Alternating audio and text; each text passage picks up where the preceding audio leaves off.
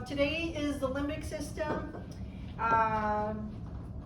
It is a collection. That's what, when we say the limbic system, it is a club. And these are the characters or members of that club. Oftentimes we label something as limbic cortex. So these are the parts of the cortex that are deemed limbic cortex. Cingulate, parahippocampal gyrus, prefrontal and orbital frontal. A lot of these you've come across in earlier lectures. And then in addition to the limbic cortex, the following list are what's commonly included as what is the limbic system. So this is not always the most complete list. Sometimes people include or exclude some of these areas, but these are the most consistently reported as the limbic system. Okay? Today, we're going to kind of really focus in on the hippocampus and the amygdala. But nonetheless, everybody else still serves a very important role in limbic function. So what is limbic function?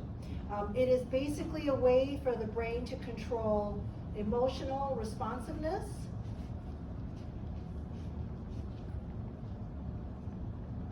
not only the ability to respond, but to express. So it also includes emotional expression. Short-term memory is oddly not always the most intuitive thing that's part of the limbic system. And then, of course, your responsiveness to internal, external environment. Internal, external.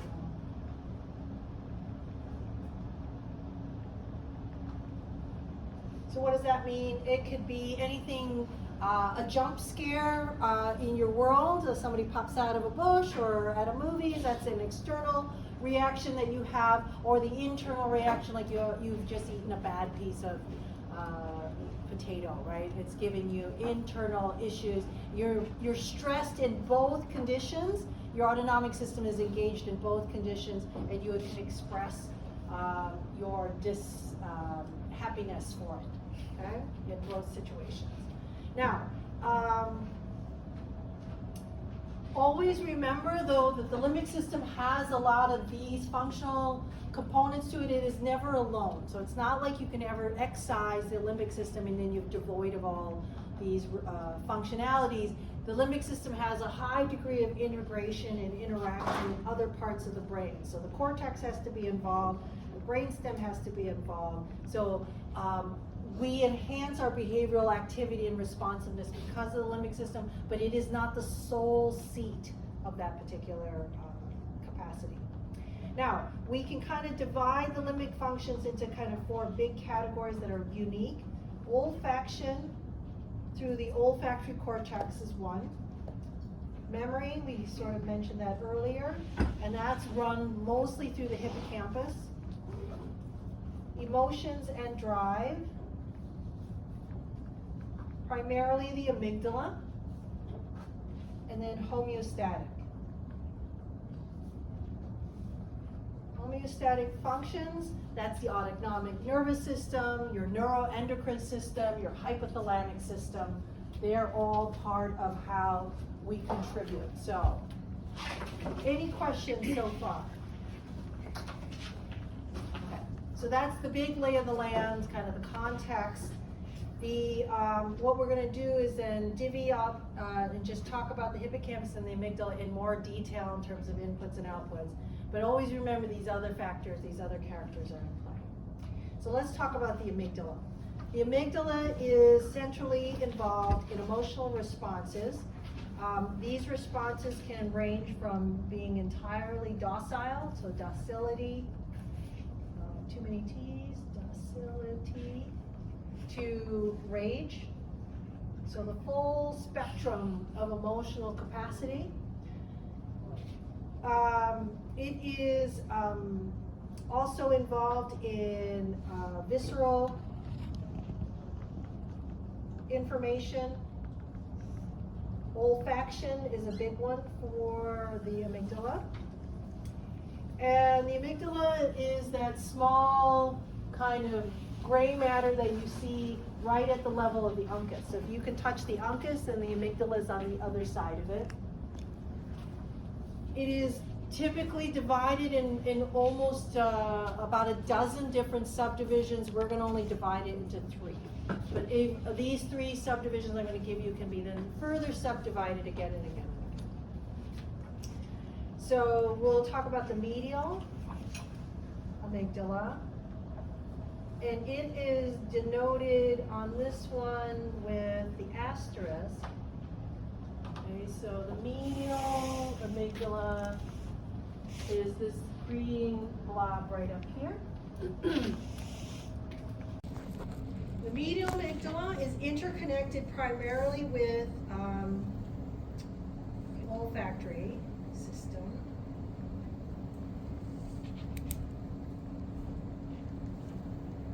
So olfaction or olfactory information comes to the medial nuclei of the amygdala directly from the olfactory bulb or cortex. Okay. So that's one. Central amygdala. It's marked by the C, which is in that orange color. It's very small. It is interconnected with the hypothalamus and brainstem nuclei. Tell them you're in class.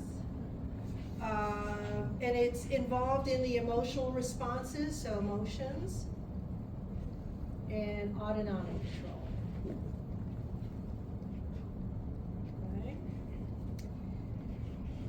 It also gets area, in addition to the brainstem, let me just throw in the periaqueductal gray, just in case that comes up later. Okay, the last one is the basolateral. This is the largest division. It's, I think, labeled with BL. It's that big purple section. It's the largest, and it's continuous with the parahippocampal cortex.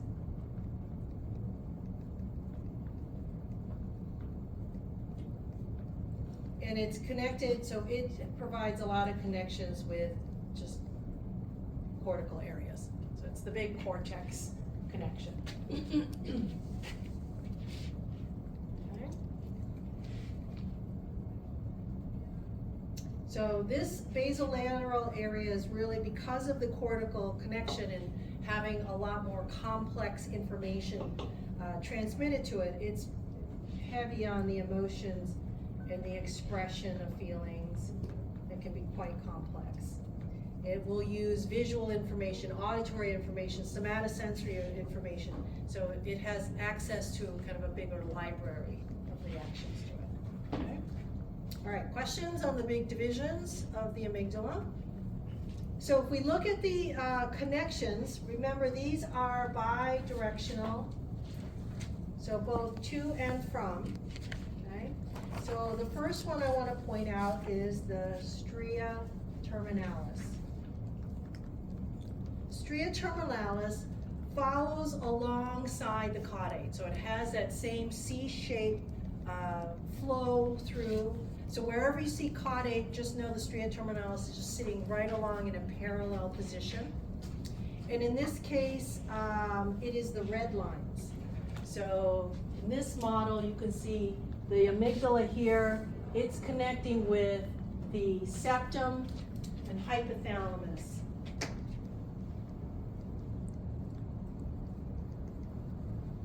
Hypothalamus, septal nuclei is connecting here. Right? Our second one is the ventral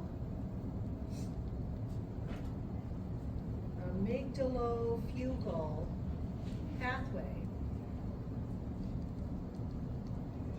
And so these are the blue lines, and they bring in connections from the thalamus, brainstem, hypothalamus, orbital frontal cortex, and the cingulate with the amygdala. We then have the lateral olfactory tract. If you kind of remember, we had talked about this in the cranial nerves, and it's connecting the olfactory bulb and olfactory cortex with the amygdala. And then forebrain bundle, we saw that before, medial forebrain bundle. When we were in the hypothalamus lecture. So this is the hypothalamus, and brainstem uses this route. And then just generally, the temporal lobe and hippocampus. So these are a lot of inputs, okay? So, the stria terminalis in red. Here's septal nuclei in the hypothalamus. They both use that route to get into the amygdala and back the other way. The ventral amygdalofugal pathway is all these different blue arrows, so it's not a single pathway. It's just kind of all glomped together. It's called the fugal. If you know music, fugues are things that run on repeatedly, so there's no beginning, there's no end, so you can see that's partly how this is arranged. And so we get a lot of inputs from all over the different areas of the brain that go into the amygdala. We have this little green guy. This is the lateral olfactory tract. So this connects the two olfactory bulbs as well as the olfactory cortex to get into the amygdala. And then the medial forebrain bundle, which isn't really shown, but it's coming up from the brainstem and it's coming down from the cortex. So it's, it says bundle, but it's really just a chaotic mess of projection, so it's not easy to show with any kind of lines, but basically it allows the hypothalamus and the brainstem to talk to the amygdala. And then because of its position here on the other side of the uncus, the temporal lobe and the hippocampus, which sits right behind it, just naturally has easy access to it. So there's no particular pathway that it uses, just proximity, okay? So these are the big connections with the amygdala. Now, when we know a lot about the functional role because of studies where we can stimulate or inhibit.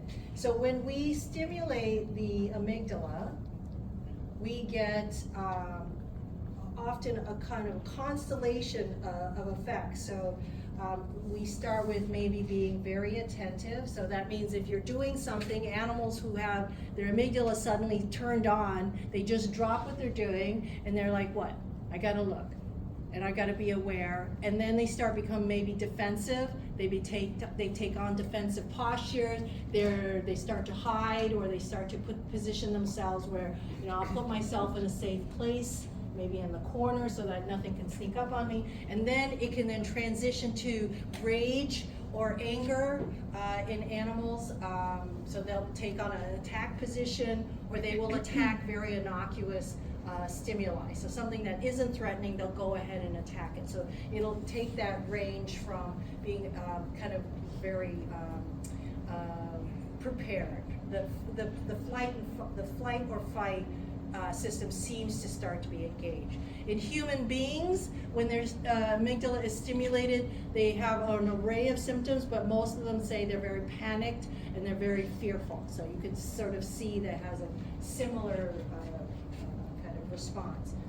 Now, when we destroy the amygdala or we inhibit the amygdala, we get the opposite. We've got an animal that's really docile, really placid, very chill, doesn't care, doesn't have a reaction. So in the original studies, they would pair animals with their predators. So a predator for a rodent, whether it's a mouse or a rat, is generally a snake. You don't have to teach those two animals how to be afraid of a snake. It is built into their DNA. So they would lesion the amygdala, they'd place them in the same cage with a snake, and they're like, whatever. Don't care, I'm just gonna sit and groom and do my business. And so no evidence of fear or panic or defensiveness. So really chill, very docile. In individuals who are thought to lean towards the psychopathic side of the spectrum, they don't generally have an emotional reaction to people suffering. So the way they test people is they show people who are suffering. They're either in war, they're injured, somebody's hurt, animals are hurt. When they see those pictures, nothing lights up for them. So that tends to be the psychopathic pattern. Patrick?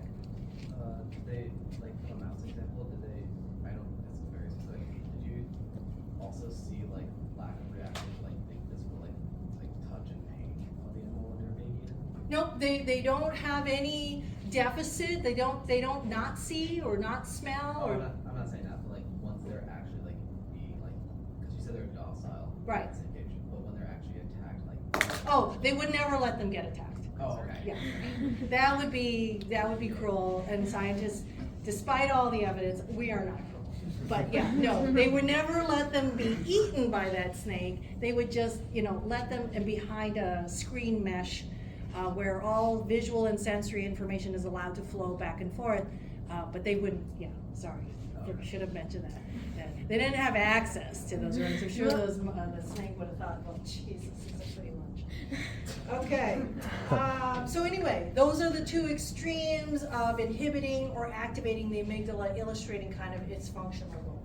Any questions so far? Okay, now let's do the hippocampus. So this is the hippocampus in purple. You can see the white matter tract. This is the fimbria fornix. You can see the C-shaped structure of it. The fimbria, you can see on the inner arm of our big purple hippocampus, is one of the primary output pathways of the hippocampus, and it rides until the hippocampus is over, and then we call it the fornix, and we have the columns of the fornix, et cetera, et cetera. I'll mention this later, but I'll mention it now because the graphic is so nice. The fornix will then split, okay? And it splits to a pre-commissural and a post-commissural branch. So the pre-commissural, because it gets its name because it's jumping over this anterior commissure. So it splits, and some of the fibers go in front of the anterior commissure and some go behind it. That's what we're seeing, okay? So we'll mention that in a bit, but I wanted to take the advantage of the graphic. Okay, so the hippocampus is important for the consolidation of short-term memory, okay? So this is episodic memories. Memories of facts and experiences, okay?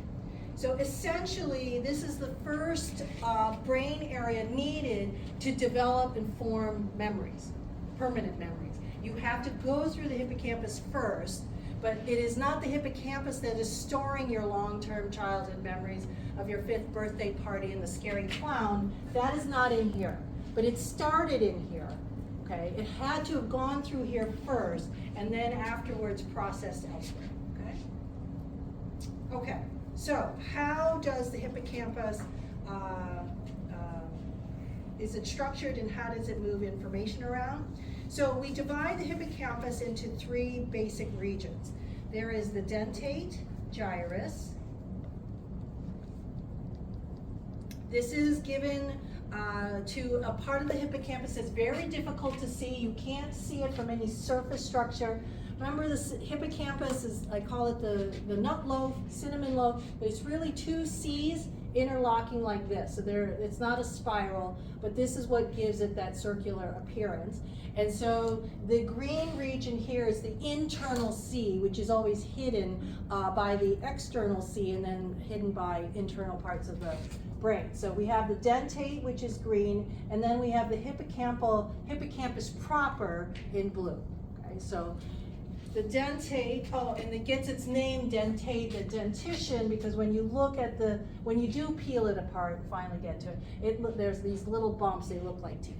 So it's a piece of trivia as to why they have a dentition type of name. So what's interesting about the dentate gyrus, it is connected only to the hippocampus. So it doesn't get any input from the brain, and it doesn't talk to any input to the brain. It only talks from within this hippocampal formation. Okay, so there is a difference between the hippocampus proper and the hippocampal formation. The formation includes these three sections that I'm going to tell you, but then the second one is the hippocampus itself. Okay, so that is the blue region of the diagram. It is often described as CA1, CA3. So this is cornua manus. It's just a neuroscience nerd talk, but you can see here, this region here is about CA3, and the remaining here is about CA1. Okay, so the cornua manus is this structure of cells inside. And so it has a major output through two directions, either in one direction to the fornix or via the fimbria fornix, or it will take the route of the subiculum. Okay? Now, that leaves us the subiculum. Okay? So this is sort of an area that's continuous with the parahippocampal gyrus.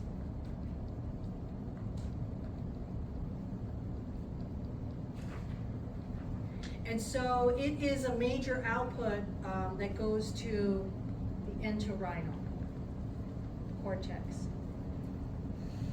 Okay? So, one of the major ways of getting into the hippocampus is from the entorhinal cortex, which would be out here. The subiculum is this area in brown, I guess, brown or orange. So information can come in through here to get to the hippocampus.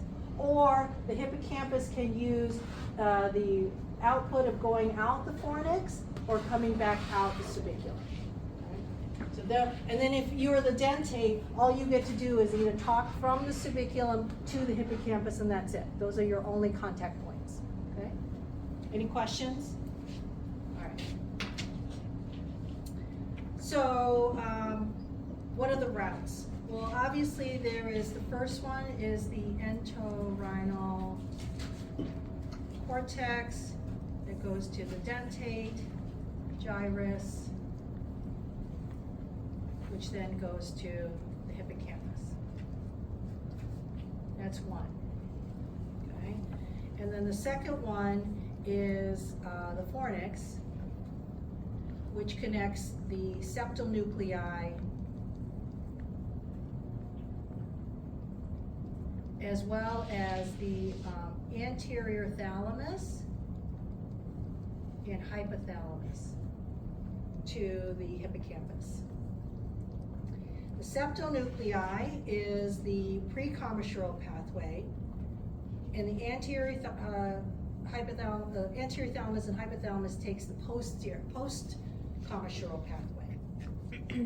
This is the pre-commissural, and this is the post-commissural.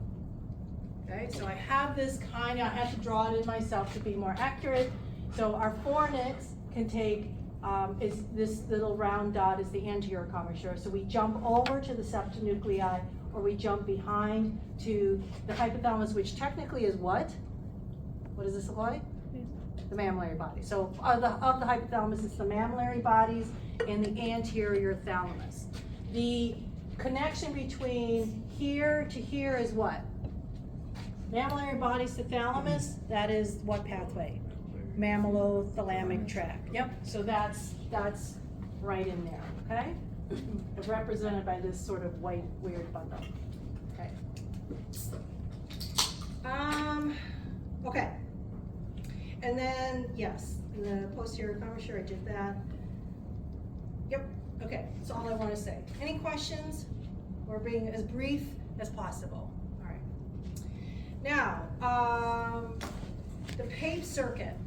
The PAPE circuit, I'll say right out of the gate, is a useless circuit, but I have to teach it to you because it'll come up to you in medical school or PA school or whatever, and they'll make a big deal out of it, but it's not an accurate, useful circuit, but I'll teach it to you anyway because it's historical. So that's why we're doing it. It's historical.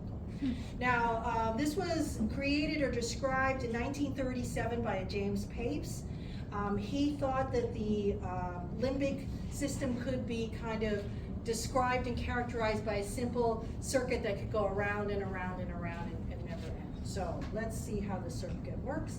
It starts out with the hippocampal formation. So, for example, that would include the subiculum. Okay. Now, the hippocampal formation can talk or reach the mammillary bodies.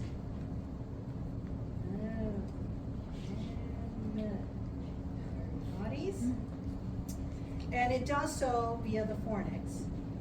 Okay. And then we know that the mammillary bodies can connect to the thalamus, specifically the anterior thalamus, via the mammillothalamic tract. Okay. And then the thalamus connects with the cingulate gyrus, cingulum that's inside, so the cingulate gyrus. And then from the cingulate gyrus and essentially the cingulum, we can reach the parahippocampal gyrus. Right? And then the parahippocampal gyrus is sort of merges right into the entorhinal cortex, which we know goes right back into the subiculum. So that is our Papes circuit. Goes around and around, so that James Papes thought, well, this is how this limbic system is coordinated, because they all have a way of reaching all these destinations in this very tidy loop. Unfortunately, his Papes circuit doesn't have a role for other brainstem areas, hypothalamic areas, other cortical areas. The amygdala is not in there, so it's very limiting, and so we don't really find it useful other than as a point of history. Okay. So here, for example, is just another schematic of showing you what got left out. Here's our Papes circuit, right? Our hippocampus to our mammillary bodies, mammillothalamic to thalamus, thalamus via the cingulate back to the entorhinal, back to the hippocampus, right? It's all in there. But we don't have other sensory input, cortical input, thalamic input, brainstem input, so that's kind of lacking. Yes, Nathan? Do you want us to know this for the... Just know it for historical purposes and be able to replicate the Papes circuit so that you walk out of my class saying, yeah, I know it. But I know that it also, what value it has, okay? Owen. So what's showing up to like the Board of Education saying it's useless? Because it's historical. Like almost all the neuroanatomy I teach you is already out of date. Like if the human brain is already so complicated, the fact that I teach you that there's a Broca's and a Wernicke's is entirely kind of wrong. Because area 4445 produces Broca's aphasia, but I can also list 5 or 6 other Brodmann's areas that will produce a Broca's-like aphasia. So why do we limit it to just 4445? It's just easier. It's traditional. I don't know. So same with Wernicke's. I can get a Wernicke's aphasic who can't understand language, but I don't have to be in area 22.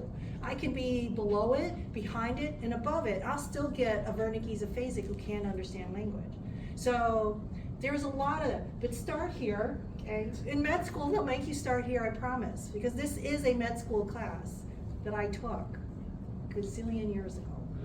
Yeah, so you're getting it med school. Well, when I went to grad school, I had to go with the med students, so That's so cool. neuroanatomy was with the med students. So I got the same thing they did, so I just brought it to Marquette. I'm using the same questions I had to answer. Lucky you. So anyway, any questions about the circuitry of the amygdala and the hippocampus and the inputs and the outputs? Okay. All right, so let's talk about HM. HM was a landmark patient. If you haven't heard about him already, Henry Meliason was a 27-year-old young man in 1953. He had intractable epilepsy, so this epileptic seizures became very uncontrollable, and then we are also in the 50s, right? So we didn't have as much options to give someone like Henry. So they decided that they would radically resect big parts of his brain. So what they did is they removed large sections out of his temporal lobe. Like, we don't do this anymore, in part because of Henry. So this is what a coronal section would look like. So pretty much his entire hippocampus was removed, his parahippocampal gyrus was removed. I believe they kept his amygdala in there, but I'm not 100% sure, because from these drawings it looks like it would have been toast. So yes, it did help his seizures. So they were correct in finding that these are the starting points, the foci of his seizures, but what was devastating was that the subsequent outcome of this type of surgery. So Henry was able to remember things about his life, that his dad was from Louisiana, his mom was from Ireland, he knew all about World War II and the 1929 stock market crash. He could give you all the historical details. But what Henry could not do anymore was form new memories. So every day he would meet his doctor and say, oh, nice to meet you, you're my doctor, nice, very nice, have a conversation with him. And then when the doctor returned, he would go back and do that all over again. Oh, who are you? Nice to meet you. Glad to have you on my team, okay? So he was able to keep an extensive degree of detail about his life, those memories, but yet he was no longer able to form new ones because, as we had said in the previous slide, the hippocampus is essential for the consolidation of memory. So he was no longer able to consolidate. Now, what he could do, he could have this immediate attention. You could say, Henry, my name is Dr. Choi, it's very nice to meet you, and while we're having a conversation, do you remember my name? He's like, yeah, I remember Dr. Choi, but if I were to walk out of the room and take a minute or two and then come back, then the memories were gone. So they had a very short half-life. What about like object permanence? Did they lose that? No, basic understanding of how the world works, that, if I'm here, then I hide myself, you still know I'm here. So that level of cognition wasn't impacted. Neither was his IQ, neither was his ability to read or write, so all of that was all retained. Was he ever told we just took out like a part of your brain and you're going to forget? Yeah, this in 5 so minutes? what's really important about Henry was that he was aware that he had a condition. I don't know to what extent he could remember it, but Henry died in 2008. He was 82 years old. So from being this point in his surgery, he participated in studies for the entire time. He was very willing to go in, and I think he must have done a couple thousand different studies where they went in and, fill this, do that, test, play with this, do this. And he did it for decades. And so he understood that he was special and different because of this, but he didn't always remember the details. Right? Yeah. Yes? Was he able to have like an emotional response? Yeah, it's interesting. We'll bring up HM again in another lecture. To my understanding, he was always very pleasant. He was always very cordial, very cooperative, so he didn't have a large range of motion, so I'm not sure if he's in the docile kind of, super chill because of the impact that the surgery had, or that was his personality. They're kind of secretive about his personal details because this was a big oops on the surgeon's part, on the medical field's part, so they don't really advertise that. Yep. So in 50 years, there wasn't even a single memory ever made? Like there's nothing that slipped through at all? No, it's a good question. There were things that HM could learn, and so that's a great lead into my next slide. So what we learned from HM was that memory could be divided into two kinds of types, so declarative and non-declarative. Now, declarative memories are also called episodic.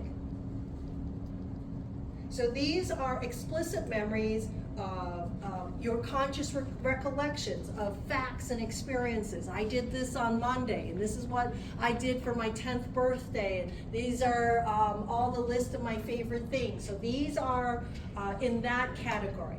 So this this was the type of memory input that HM had the most difficulty with retaining. This kind of information was not consolidated, and so that's why when he went to meet a doctor or meet someone new, it slipped away from him with some time. Now, the other kind of memory that we learn is the non-declarative or procedural memory. Procedural memory these are explicit. These are implicit memories. Implicit meaning you really don't know how to describe them, you just know how to do them. So for example, tying your shoes, right? You learned it at some point in your life, but it's, you don't consciously go through the steps in a kind of step-by-step manner when you tie your shoes. You just quickly tie them up and you're gone, right? Even if you had to explain to someone how do you tie it, are you the 2-loop type or the 1-loop turnaround kind of type? I only know this because we struggled with one of my kids and they learned it the wrong way. But anyway, they didn't want to learn it my way, that bothered me. So, so the non-declarative are things like skills, like shoe tying, habits, and other types of these kinds of, I don't know how to tell you, but acquired behaviors. Okay. The other thing we've learned is in amnesia, we have the anterograde type and the retrograde type. So anterograde is what you think. The inability to form memories of things that are yet to have learned. So this is HM. He's not able to form new memories. Retrograde amnesia is the inability to recall things in the past. Okay, so all my history. So for HM, he had just a slight partial retrograde. So what he didn't remember was about a year before the surgery. That year is missing, but anything older than that, he was able to obtain. So a very tiny bit of retrograde, but for HM, it was all anterograde amnesia for him. Okay? Now, the reason I say this is because HM was able to learn procedural tasks, even though he didn't know it. So I don't know if you know this, it's a game I see in the bars, it's called the Tower of Hanoi. You remember this? You have 3 posts, you got stacks of discs, you got to move the stacks to a different post, but the rule is you can never have a larger disc sit on a smaller disc, so you have to kind of keep moving them around so that you keep that rule. HM always needed this game to be explained to him, but if you tracked how many moves he took to accomplish it, it was always shorter and shorter. He could do it in a faster and faster time each time he thinks he played it for the first time, and he does it with fewer moves, fewer transitions. So he was learning the game, he just didn't know he was learning the game. And the other one is, it's a star tracing. I can't draw a star apparently. They have this metal, don't laugh, do not laugh at the instructor, that is never a good choice. Okay, so it's on a metal track, and you have to take a metal pen that will tell you when you fall off the track. It's at carnival games, right? Have you done that? You pay $1 to do this? And then you trace it, but you have to trace it by looking at a mirror. So when your hand is moving right, the image is looking, so it's a lot harder. He could do this and learn it and have a faster and greater accuracy time with repetitive iterations. So clearly his procedural memory was still intact, and so it doesn't require the hippocampus, whereas the episodic memory does. So that's what we've learned over the 4 or 5 decades of having HM. Okay, so that means we have the ability to create a memory timeline. So this becomes important later when you're in your clinical cases. So the first thing that you need to do is you have to have attention. If you can't maintain attention, then you can't have any memory. And when we say attention, if I asked Mike, can you remember 45, 59, 62, right? I gave him 3 numbers. I'm going to wait, I'm going to keep talking, and then within a minute or 2, I'll go back to Mike and say, can you repeat the numbers? This is something you would do in the clinic to test if your patient is able to keep attention. Now, HM could maintain his attention. So this is a kind of a 1 to 2 minute period where you give somebody numbers or words or a list of something to hold very briefly, but not too long and not without a lot of distractions. So you don't really ask them to do a whole lot of other stuff. Now, we've learned over time that attention is really a brainstem diencephalon kind of deal. So both the thalamus and the hypothalamus contributes to the ability to maintain attention. We'll also throw in some frontal parietal stuff. Okay, so these areas of the brain govern your attention. Now, the next part of our memory timeline is working memory. Okay, so this is if I had given my numbers and then I distract him, we have conversation, maybe I get him to do something else, like do some math or tell me about his weekend plans, and then I'm like, by the way, 4 to 5 minutes later, do you remember those numbers I gave you, and then could you repeat them back to me? Can you? Oh yeah, 45, Okay. 59, 62. Nice. And so that means Mike's working memory is intact because I have distracted him away from rehearsing or practicing in the back of his mind, and I've distracted his attention away, and then he has to come back. So we've gone past attention, we've moved that information into working memory. So if you remember early on in our frontal, in our cortical lectures, probably like the second lecture we have, we pin this kind of function on the dorsolateral prefrontal cortex. Right, versus the ventromedial prefrontal cortex, okay? Now, the last one is the consolidation, and this is where we come in with HM. So this is obviously the medial temporal lobe, and has to include the hippocampus, as well as the diencephalon will do this, diencephalic structures. Okay. So this is the consolidation of short-term information going into whatever takes to go into long-term. And then still to this day, we're not quite sure where long-term memories are housed. We've done lots of experiments where we try to disrupt long-term memories, but we're always sort of foiled, okay? So this is HM, as an example. Okay, so, so this would lead to anterograde and retrograde amnesia. Any questions about this memory timeline? So when we go into a clinical setting, if you do not have this first one, attention, abandon all the rest of the tests. Because what's the point if you're gonna keep testing them on other logic functions and other cognitive issues when they can't maintain and keep their attention with you? So remember, this is somebody who's like maybe coming in and out of consciousness, who's not quite lucid. You don't wanna bother and waste that time to continue testing when they can't get past that first veil of consciousness. Oh, So ADHD relates to that? it is and it is not. ADHD is not on this scale. Like, you don't have attention deficits on such a small, short time scale. Yeah. I'm sorry, did HM have working memory or no?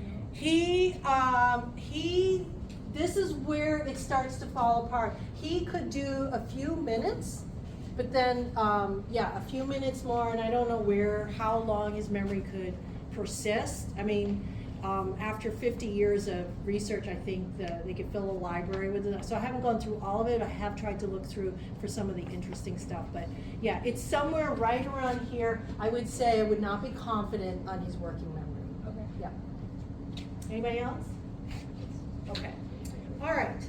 So let's talk about another interesting syndrome as we march through.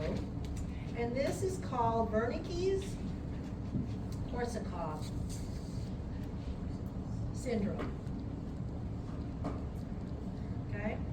Now, this syndrome is actually two syndromes that can be separated. So it is possible to have one and not the other, and then you can treat one and not the other. Okay. So what is Wernicke-Korsakoff's? It is a kind of long-lasting, when you get to the Korsakoff psychosis part, and very debilitating type of disorder.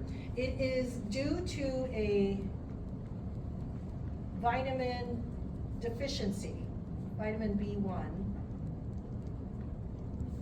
Okay, and so this is common amongst alcoholics.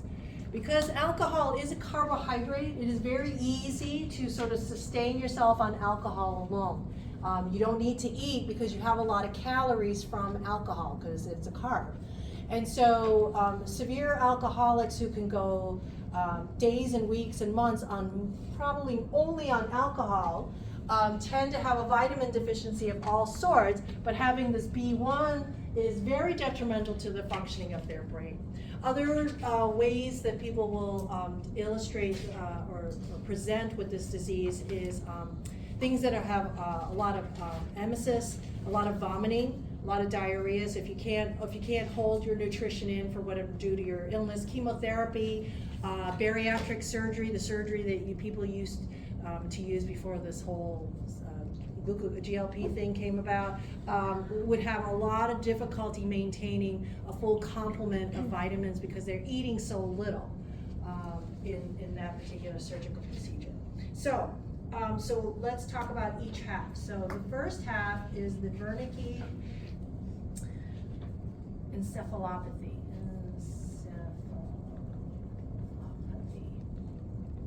Okay. So this is a collection of symptoms that look like mental confusion and paralysis of oculomotor muscles, so eye muscles. We'll have a lot of demonstration of ataxia. So remember what ataxia is? It is the coordinated movement or purposeful movement, meaning I have to move to conduct a particular function. So putting a key into a lock, my ataxia or test would be, can I imitate it? Can I say I'm showing you that I understand that a key is held this way, that I have to push it in, and I have to turn it. These would be a difficult task to do with someone who has ataxia, okay? So it's not just movement, but movement due to a functional purpose. Let's see, where was I? Ataxia, and especially in the lower extremities. Now, you don't have to have all of these, you just have to have a couple of these symptoms, and you're, we call it Wernicke's encephalopathy. Now, about, let's see, what's the percentage? About 80 to 90% of those who develop Wernicke's encephalopathy, especially if they're alcoholics, will transition into Korsakoff's psychosis. Okay? So this is a more chronic, once we get to this chronic stage, this part is becomes less reversible. And so we then have more behavioral disorders, memory impairments,